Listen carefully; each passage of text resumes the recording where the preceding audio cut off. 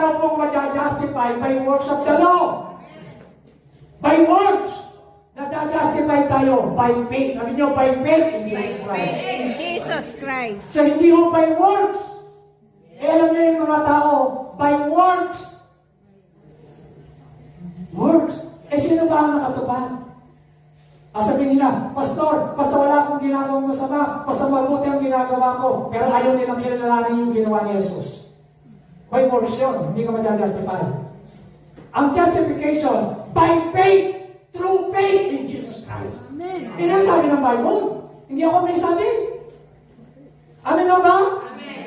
Kasi yung mga tao, ang katwiran, by works, basta wala akong ginagawang masama, siguro pupunta naman ako sa Lord. Sino may sabi?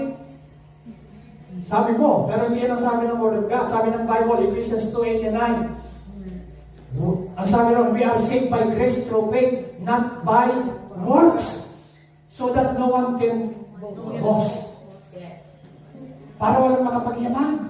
Ibig sabihin, ang salvation by grace through faith. So kaya sinasabi dyan, no justification by works of law. Hindi sinasabi masama ang law. The law is good. The law is holy. The law is just. Pero ma-justify ka by faith through Jesus Christ. Amen. Palangkahan natin ang Panginoon. Hindi by works. Amen? Naintindihan po ba ako? Amen. Hindi by works. By faith. Sabi ron, because by works of the law, no one will be justified.